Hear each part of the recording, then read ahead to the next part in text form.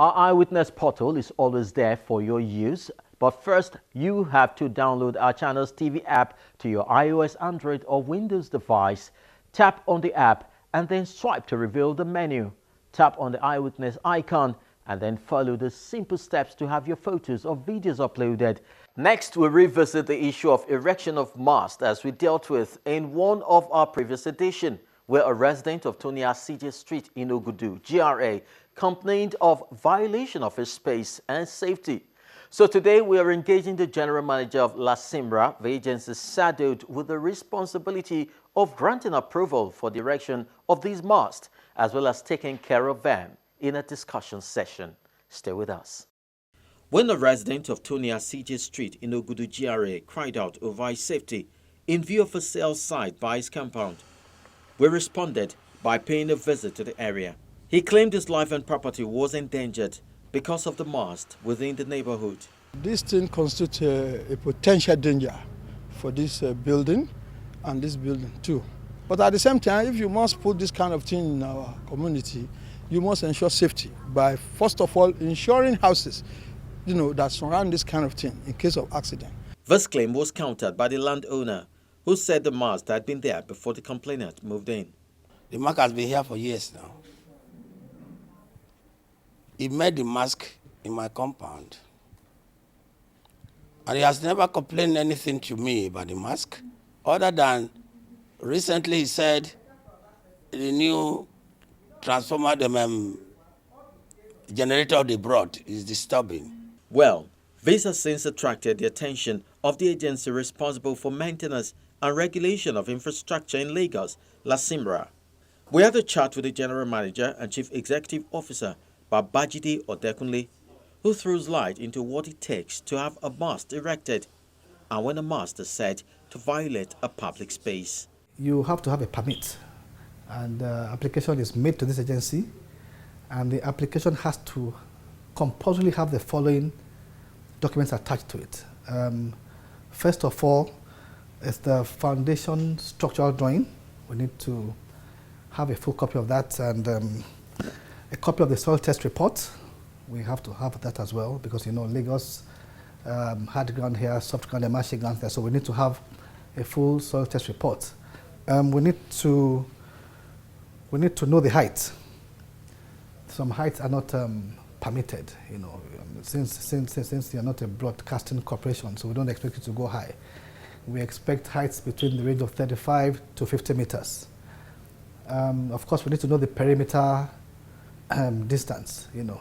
Within the state, we allow 5 meters by 5 meters, but on the outskirts, certainly 10 meters by 10 meters. So all this are put together as an application to us, and then the engineers will go for the survey, a detailed survey report. It might take a day or two, after which the report goes to the next reporting level, and then if it's okay, if all the conditions are met, we come up with an assessment bill, and after payment you get issued a permit. And after that we go to the post-permit stage, which is when we have the project managers from the agency attached to that particular project from start to end, to completion of the tower. In the case where a proper application is put in, you will not have that happen, because we'll have done the survey to see that yes, it's in a greenfield area, or if it's a rooftop, it's clear, the structure is okay. But when you violate, it's when we find out that you are encroaching on the setback, which is a setback. Then of course we ask you to relocate your tower. We don't want to be seen as an enforcement agency. We want to be seen as an agency that is providing service, service delivery. In as much as we can enforce, we have the powers to enforce, but we rather be seen as a service delivery agency. The General Manager has since visited the sale site in Ogudu after our report and now shares his experience at the site. It all started about a week and a half ago when we saw on the channel's TV a report, an eyewitness report from one of the landlords or residents of the neighborhood complaining about a lot of complaints regarding the sale site beside his property. So we That was a good report anyway. Thank you for that. We need more of that so that we can be on our toes. We immediately sent the monitoring team there, and they came back with a report. You know, the report was, here, I mean, the first report is not to be conclusive really, because IHS also, IHS, by the way, is a colocation infrastructure provider that the landlord is not happy with, basically, because of the height of the mast. So they also wrote their own counter reports, because we sent that report to them. So I had to go there myself. Okay, fine, let's really look at what is happening. So actually, there are 2 towers in that compound, which is sharing the fence with the ambassador, who made the report. Incidentally, the one that is creating problems for him is the glow mast. And really and truly, the truth must be said, I don't think they have a permit for that particular mast, because the conditions of a permit, especially the closeness to the fence, is not acceptable. It's just too close to the fence. If the telco or the operator had complied with the set distance, I don't think the landlord will have that kind of issues he has. It's actually too close to the fence. And really, if the application had come through us, we would not have permitted that infrastructure there. For us to be able to avoid conflict within neighborhoods where these sites are located, there must be synergy between owners of these masts and the regulatory agency.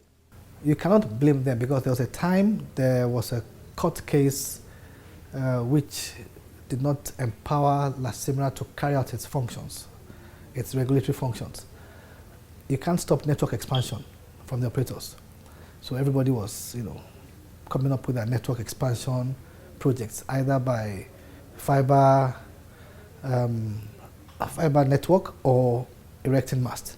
But after the court settlement, they were all asked to come and regularize their mast. Regularization is not payment for permits. It's actually to inspect all those things.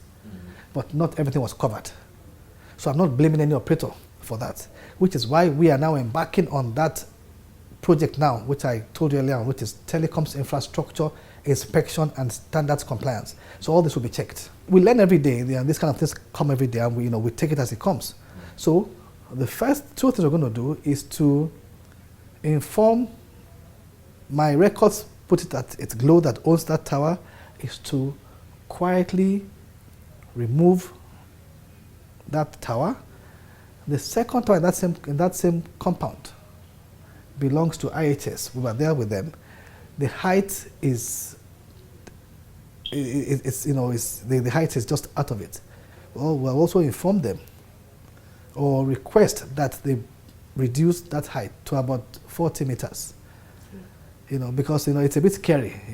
That kind of valley, you now have very tall masts. So I think if we do that, the neighborhood will be quiet. The issue of radiation from these cell sites has continued to stimulate public interest. But to the general manager, La Simra, it sees it differently. The issue of radiation is neither here nor there. What we should be worried about more is the oil spillage from generators. Okay. Not so much of radiation, because where you have the microwave antennas are way up there, and they shoot way above buildings, over buildings, not where you and I, will walk. So, like I said, arguments on radiation is neither here nor there. My own research, I've been in the industry for 28 years, is that we should be worried about spillage from generators that go right into the ground and will mix with the water somewhere. Whatever decision taken on the Ogudu Mast incident, it is pertinent to ensure that everyone involved is carried along, and those who erred, including whoever gave the permit for such cell site to be built, are decisively punished so as to serve as deterrent to others.